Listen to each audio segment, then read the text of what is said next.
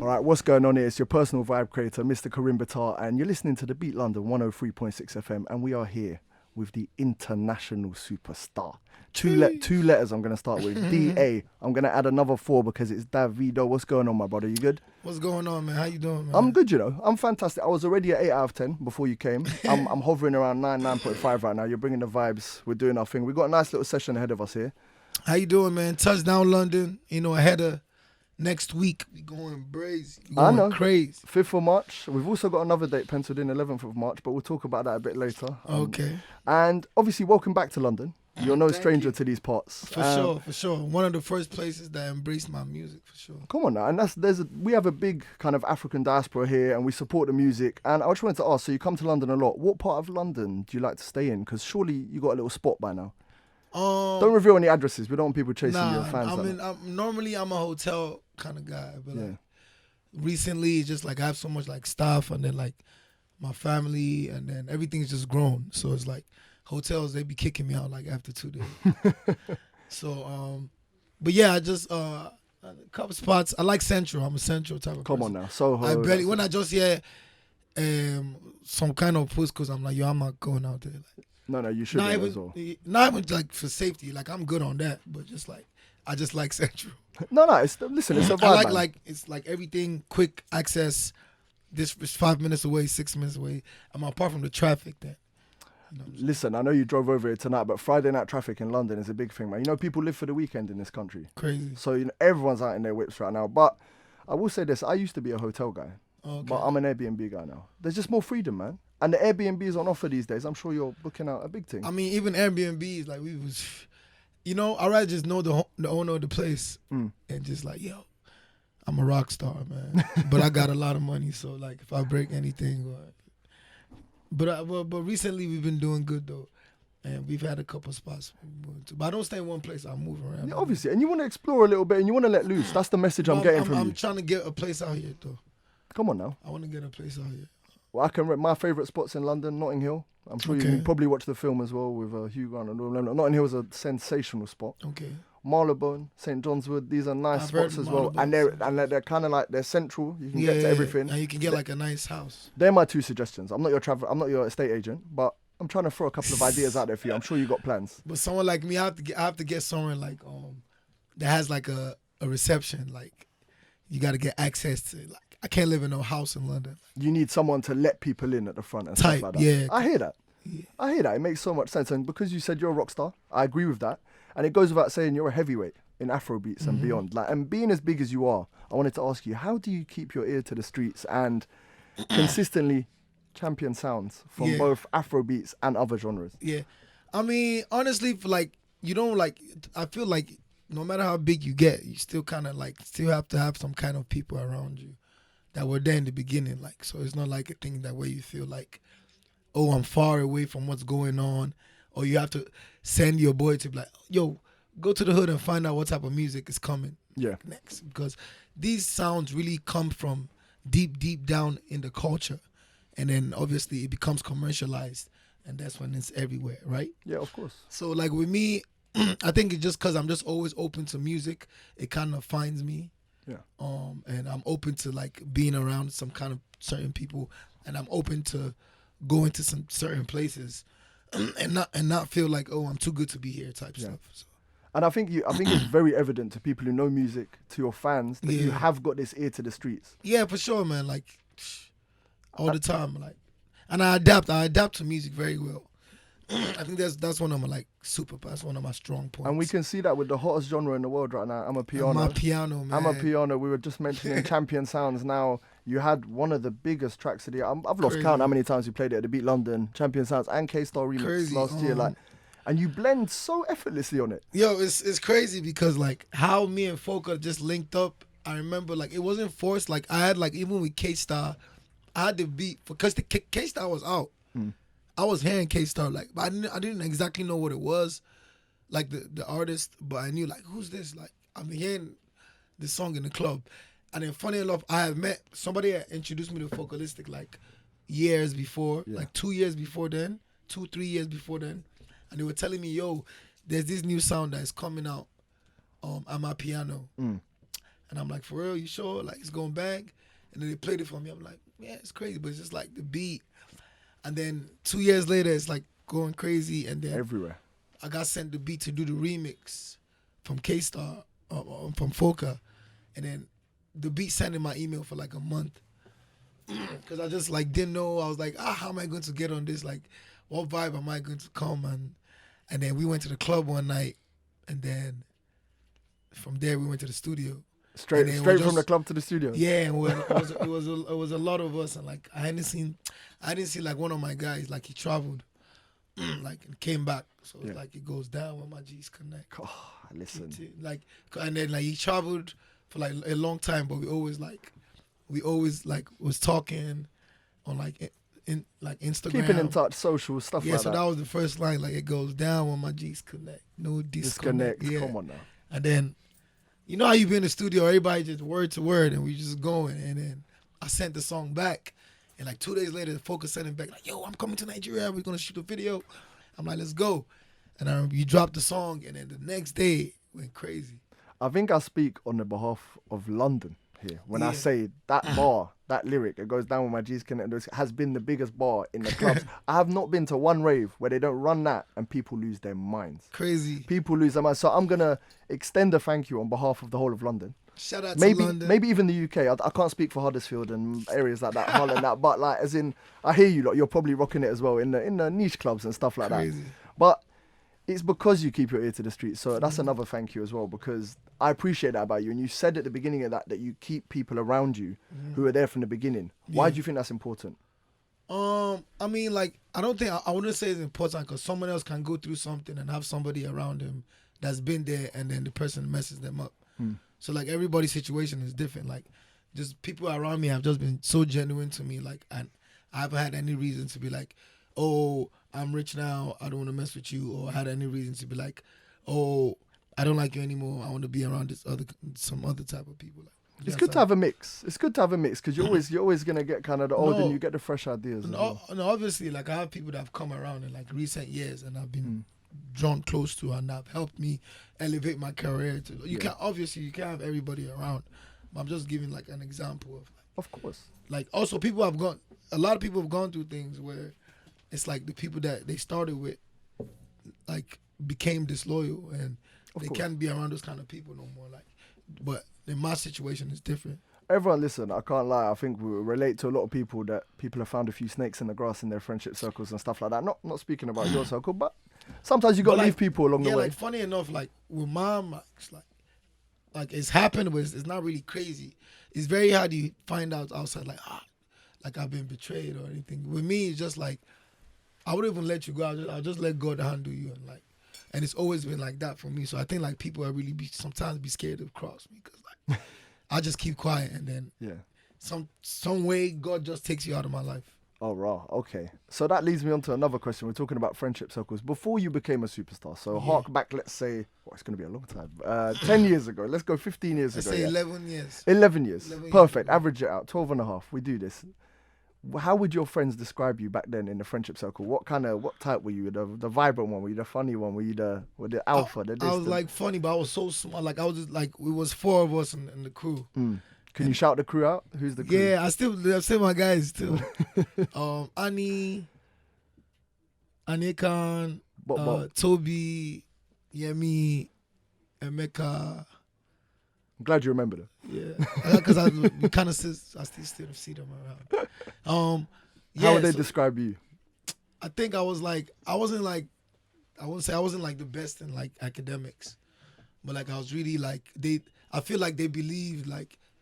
Because I really loved music and like if anything they believed like I was serious about it and like we used to record music, like we had like a little rap group. Did it have a name? Iceberg. Iceberg. Yeah. You know in England that's lettuce. The vegetable, iceberg lettuce. If you tell someone go get me an iceberg, I rate that though. That's cold. Yeah, iceberg. So we're like rappers. We did a talent show. We won. And then from there, like, I took it serious and stuff like that. But, like, every time they see me now, they just like, oh, like, it happened. You know what I'm saying? And it's great to see.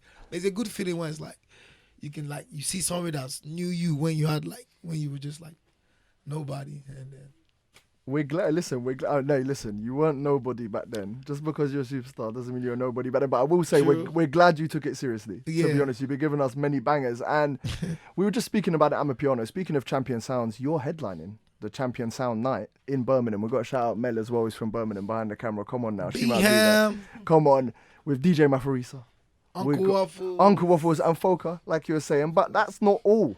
Okay. Because a week before that, you will be shutting down the O2 for a second time.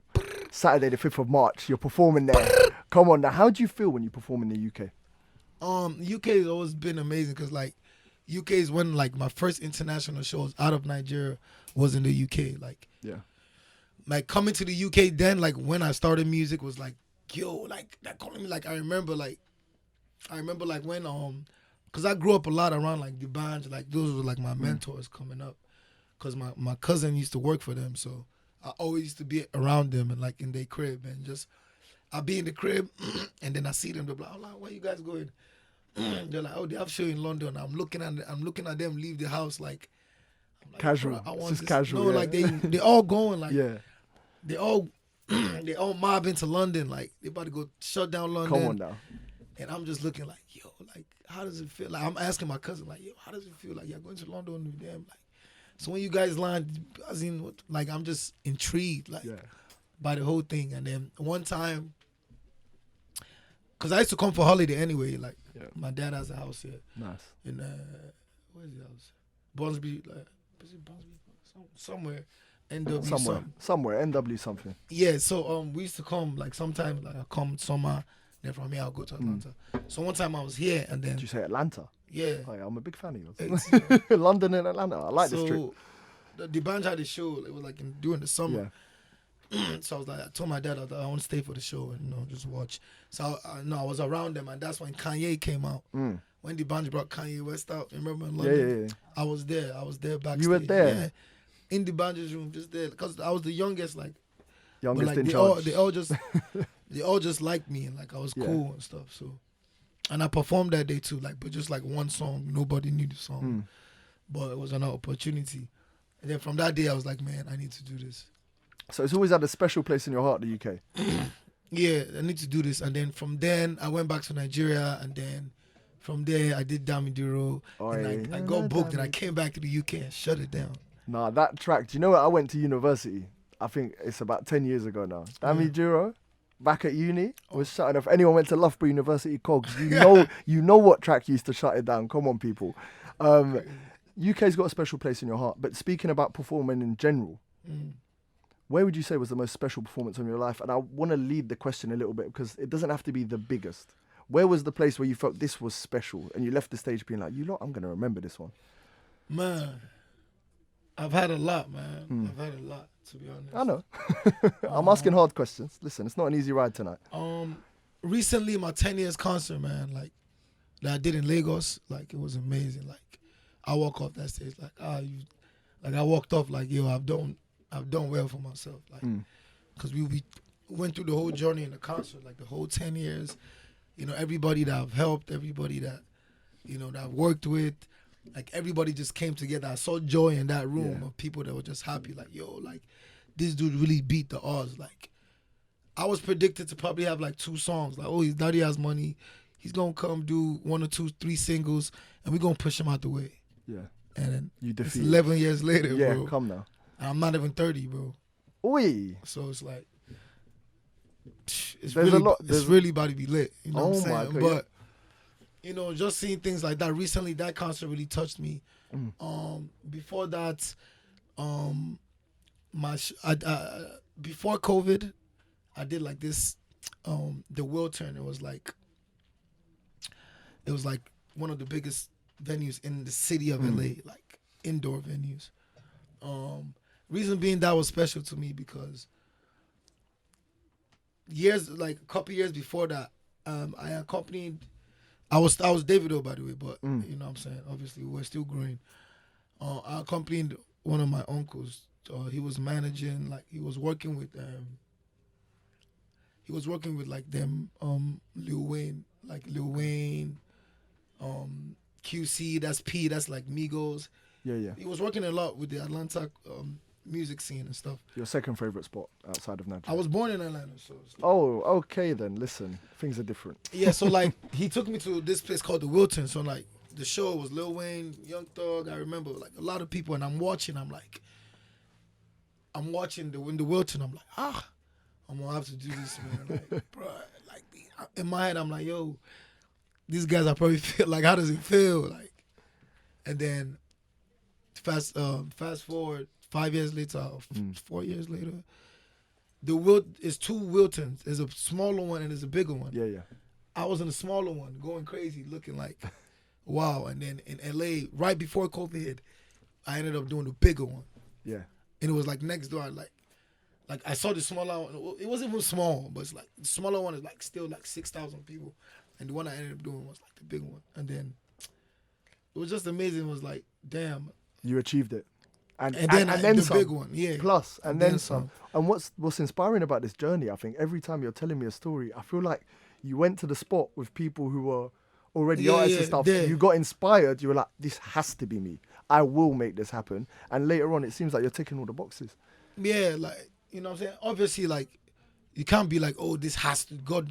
You just pray to God and just keep doing your thing, and God will just keep opening the doors, and then you just keep aligning, I guess. Like, it doesn't align for a lot of people, but, you know what I'm saying? Like, that's why when it aligns for you, you thank your God and you just be good to people and just keep going and just never stop. Do you know what? Amen. I love to hear that. And do you know what? I think it's just having, like you said earlier in the first performance, it was the joy. Everyone around you, everyone's happy as well. And that's it, is it not? Is that not the end goal? That you're happy, everyone around you is happy, you're making the fans happy. Yo, like, I'm telling you, like, even these days, like, even my dad, he just be at home and he calls all his kids, like, he calls us, my siblings. He's like, all of you pick your kids and drop them off at his this weekend. That's cute. He would just sit in the garden, let them just be playing, like, and that just shows you, like, it's the same thing for me. Like, I just want to go out and see all my boys. Like, we're all up. You know what I'm saying? Everybody's with their girl. Everybody's with their kids. We all up. Everyone's doing well. Yeah. Everyone's doing well. I like to hear that. And I can't even fathom. I don't know how people, like, would be able to be okay. Like, just knowing that it's just only them. And all these people have contributed to your success.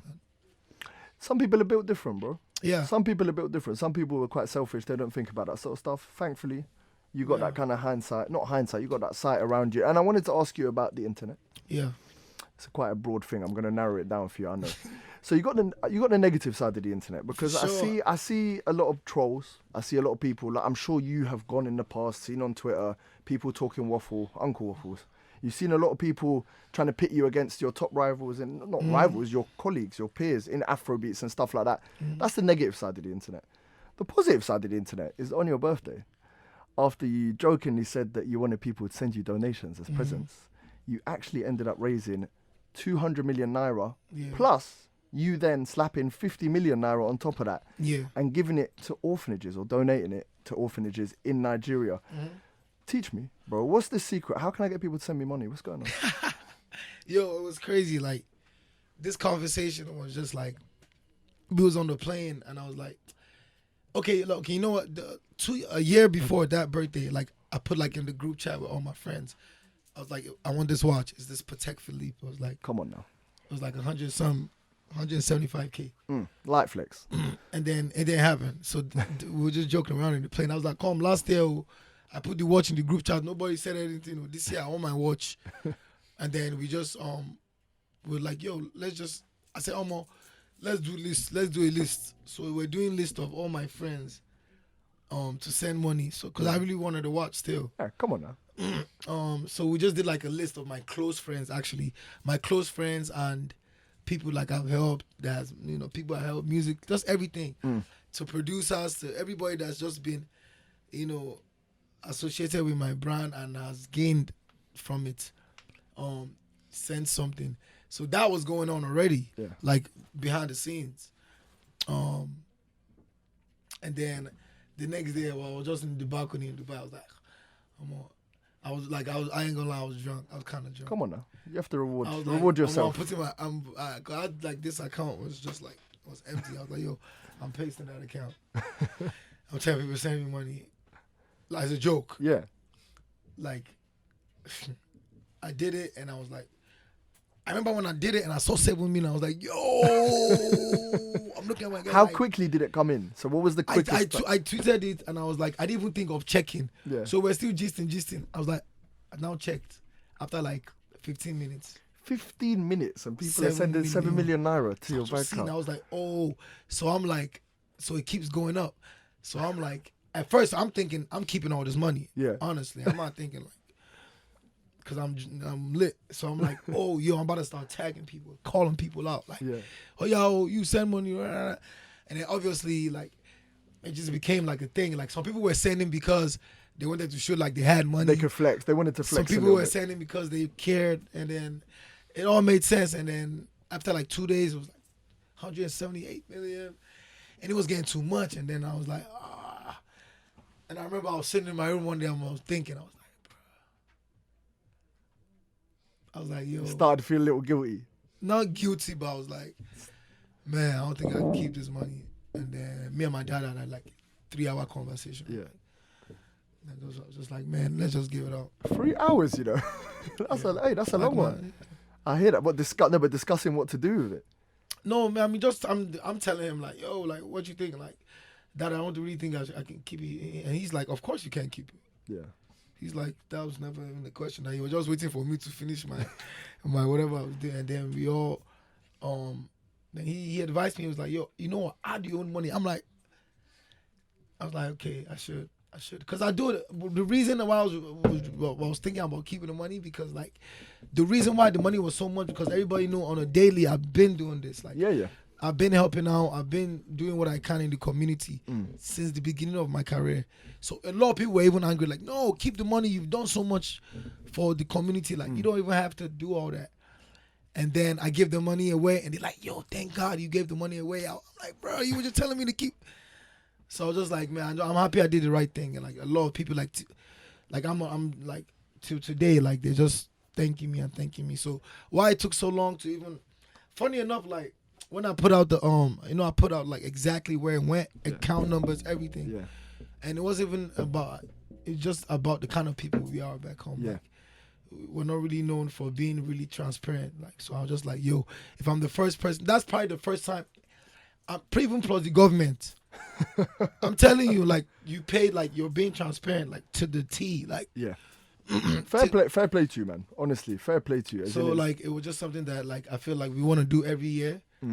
And you're gonna do it on your birthday every year, you think? Yeah. So could be a nice one to carry on the tradition. Yeah, but I don't think I'm gonna. The next one, I don't think I'm gonna like tell people send me money. I'm probably just gonna raise the money myself. Yeah, and just put not that style of thing. But I hear that. But it was an amazing start though. Come on, of course it was amazing. Come on, man. 250. You're donating it to orphanages in Nigeria. Big up yourself. Fair play to you. Other people would have kept it. And of course, we're talking about money. You are OBO. So come on now, OBO gang in the building at the Beat London. And of course, just before I ask you a few more questions, I've got a little game. Okay, so you know they have like the 3-letter currency symbols, the abbreviations for currencies in the world. So like GBP, pound, etc., etc. I'm gonna tell you 3 letters. You're gonna tell me either the currency or what country it is. All right? Okay. Sound like a plan? Sure. All right. First one, AED.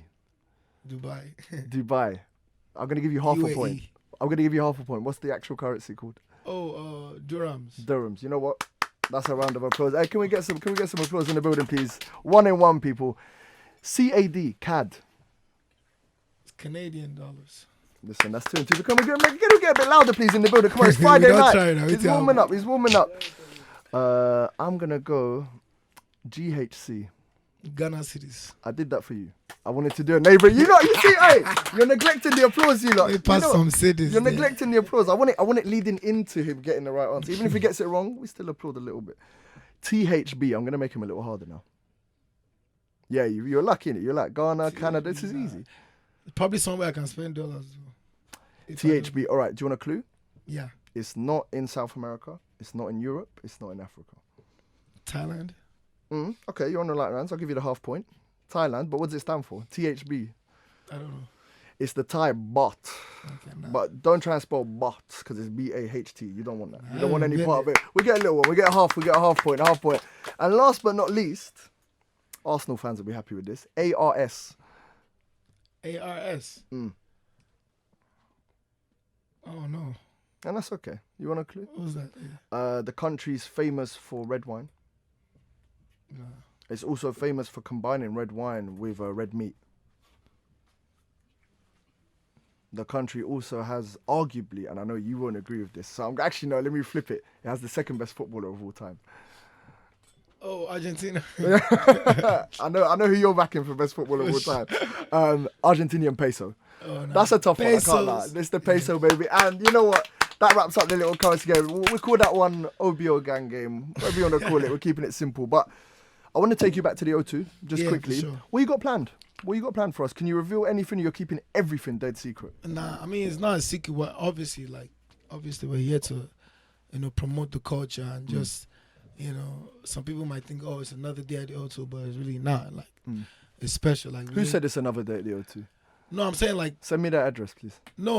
Like, you know what I'm saying? That's how it should feel for me, because it should be a walk in the park. It shouldn't be any, but it's like it's a day to promote the culture. It's a day to prove them wrong. It's a day to a lot of things. You know what I'm saying? Like last time when I was doing it, I remember the company was like, "Are we sure Afrobeats is ready? Like, I think you should add some more people." And then I was like, "Nah, man, I think I'll be alright." And I was alright. And then now it's about to go. Afrobeats is very much. Come on, man. It's gone. So now it's an established genre, if not the biggest genre in the world.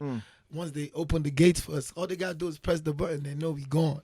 But that first time round, I can't lie, and you did a thing where you just carried it on your own, and I rate that. Yeah, and you carried it. But that's what I like to hear, though. Even if other people don't think the genre is yet established, so what? I'm coming in to do my thing at the O2. Do you know what I'm saying? And then now it's just like walk in the park, like it's amazing. So we were just saying, we're back. Sorry that you are taking over the O2 once again, and I like to hear that. You know what?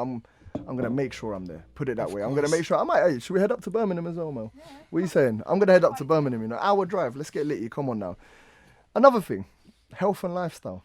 Sir, I've been seeing you on Snapchat, training hard, changing the lifestyle. It takes a lot of mental strength and courage. I didn't used to have breasts, but right now they're doing their thing. They're doing their thing in this here London. Talk to me about it, because listen, you were never in bad shape. Yeah. Let's make that very clear. You were never like fat. You were never like, you're just in better shape now. What motivated it, and how's it been?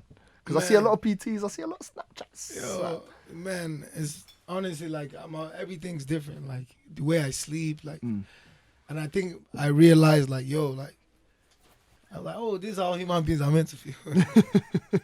But it's not even that. Like I'm getting older, so like my body was actually like things like I could do before. Honestly, like I've always had energy from time. So it's just like it was just getting to a point where it was just like I need to just get healthier. But you're not even 30, uncle. What's going on? No, trust me. Like because I went a couple times. Yeah. And then I started feeling better. And then when that better feeling, you're addicted to it. Yeah. And then, like, after a while, like, the girls is like, yo, you're looking kind of nice. That's what changed it, huh? And then I'm like, yo, I'm not even stopping it. Like, every day. I've been changing my diet. What you eating? What kind of stuff's in the diet at the moment? Just like, I'm just not eating rice. Like, I just can't eat rice, pasta, stuff I love, no carbs. Swallow. Ooh. I can't eat that bar. Our station manager, Deji, loves that. Kai. But like sometimes I'll be like, yo, I'm eating today. Like nobody should even piss me off. But like it's been amazing. Like even my head, like even mentally, like I haven't been like this clear in years. Like I'm just. And it's going well. And it's just different.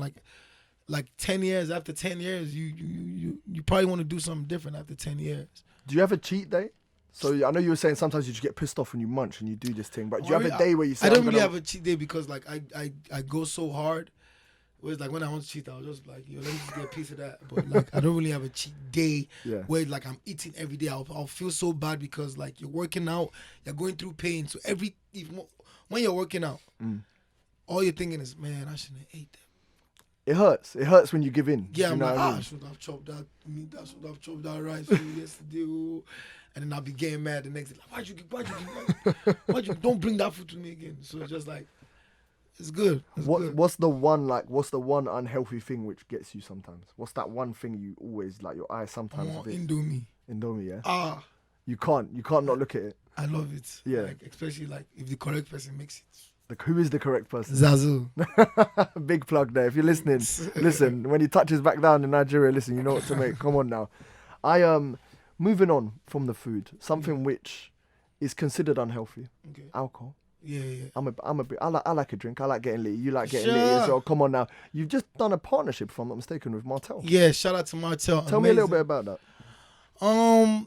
It's crazy. It was something that just really became so amazing and beautiful and big, which that's why like it really just started from them wanting to have a partnership with me for years. But I was with Hennessy. I was signed with Hennessy back home, and I felt like they just saw they just saw what I could do, and which is I'm very good at promotion. Like I studied like marketing, like like I did part marketing. Like I'm very good like with advice. Like most of my stuff, like the way I release music, like sometimes I'm the one pulling the plug. Like, you're the PR brother. Yeah, let's do this way. Let's do this way. Trust me, let's do this. Like I've always had that in me.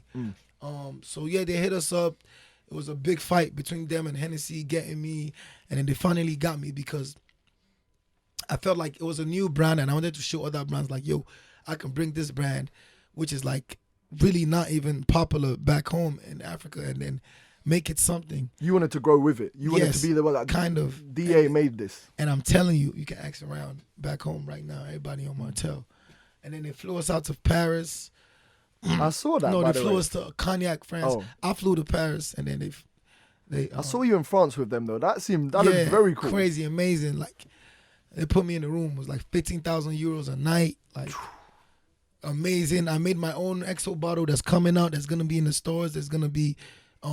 Can you only buy it in Nigeria? I think it might for now, and we might start with Africa, and then we'll see how it goes. Can I send you my address in London? Of course. Can you throw me one bowl? I'm sending you everything you need. Big package. Big package. That's all I want. The XO, the VS, everything. Hey, do you know what? You're kind. I don't even need the big package. Just the one XO bottle. I'll be happy with that. I'm a humble brother. You're gonna be on the floor. Nah, listen. Hey, I'm a big drinker. Right. I can handle it. And that Martell partnership is fantastic. I wanted to talk to you. I have a segment. I have a show here on Saturdays and Sundays. Yeah. Okay. And I've got a segment called Drip or Drown. It's a fashion segment. You, sir, are clearly dripping. Talk to me about your approach to fashion. I even see you in the waiting room looking at a couple of blings, looking at a couple of things. Talk me through the drip today and in general. What's your aim? I mean, today we just light, man. It's light. It's fine, but look good in Dior. Obviously. That goes without saying. Yeah, but anyway, like... You don't have a stylist. You do it yourself. Or do you have a stylist? Like, sometimes you get a bit of advice. No, I won't say advice, but I just like fly stuff. And like, you know what I'm saying? But sometimes they send me stuff like, yo, put this together. It'd be nice. And then they send it to me, or I just go to the store and just pick it out. Like, I'm really just casual. Like they say, I dress like a rapper. Like, yeah. I don't dress like someone that does Afrobeats. But yeah, I'm like urban, hip-hop. That's my style, man.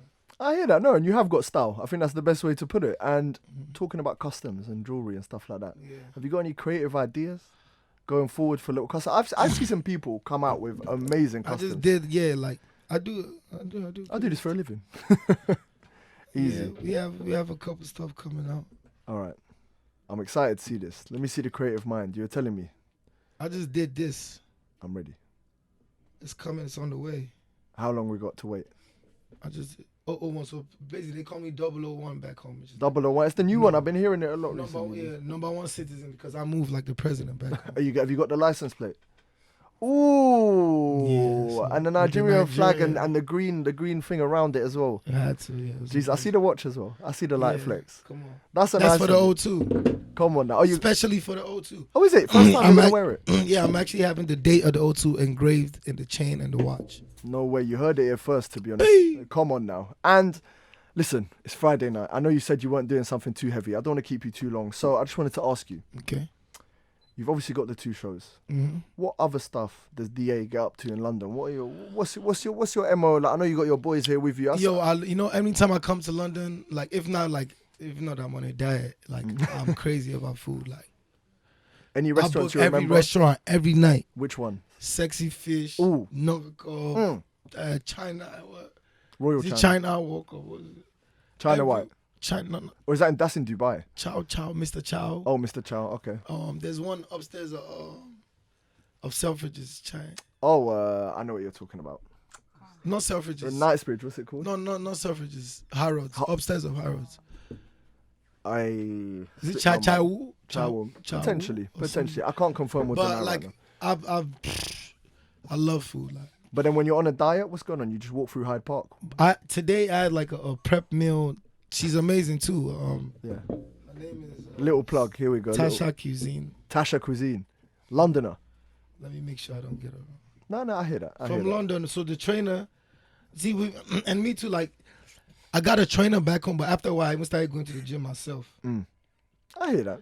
So like, I got one in London, not only to just because like I feel like I won't do it. Like, he trains every day, he could just train me, and he's with me every day. But just to even promotes like people like my last trainer had like a dude that was boxing for me. Yeah. The day he came to me like 400 followers. Like 2 days later, he was like 17,000. So my trainer is called. His name is Jeremiah. Yeah. He's at like 5,000 now. The thing is, you don't need a PT, but it is nice having one. I'm not gonna lie. Yeah, it's that little extra push. I'm sure you've got the willpower. Her name is Tasha's Cuisine, so she did like this meal prep for me. Tasha's Cuisine. So let me spell it out on Insta. TASHAS.cuisine. Because the thing about me, like I'd be like, yo, I'm not eating today. So like I wake up, I'll go to the gym, then I'll come back from the gym at like 5, right? Yeah. So I won't eat. I'm like, oh, I'm not eating. More. 12 o'clock like this, I'm hungry. I'll now start eating. I'll now go to bed. I'll now wake up. My stomach is big. I'm like, oh. So I didn't want me to like prep the meals. Like even if I'm hungry, like I know that it's not fat. Yeah. So that's what I'm about to be doing. Like even after the O2, honestly, I started doing it because I wanted to be fit for the show and look different and go back to like medium. Yeah. Like I'm wearing back medium now. Oh wow.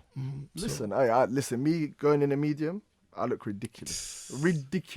And crazy, I'm looking at my old pics from like last year. I'm like, yo, I was fat. Why didn't y'all tell me I was fat? But it's that, no, but I think it's not even that you were fat, but it's just that moment when you're looking in the mirror when you now. lose weight, like your eyes adjust too. So it's like, bro, it's like you're looking at a different person. I hear that. But then, okay, so outside of food, so you can't eat food in London. What do you do out on the streets? I mean, I just got here 2 days ago. Like no, generally, like what's your vibe in London? I'm out every day. Every day. If not for the show, I'm outside. Like outside. We outside. We in the studio. We in the clubs. They know what's up, man. We spending. Come on. You're doing your thing. I can tell you're doing your thing. And like you said, there's a little spot on Sunday. There's a little welcome party. Yeah, on Sunday, trying to do a welcome party. You invited. Come on. I'll personally send you an invite. Oh, thank you very much. And this is just to I just want to appreciate everybody like that's been supporting. Have a few influencers. You know, they always say that Davido doesn't show. I don't like London. I don't shoot London. That's a lie. After today's interview, I can tell you categorically that's a lie. I actually just don't like cold. Like back home in Nigeria, I don't usually have like my AC is always off in my room.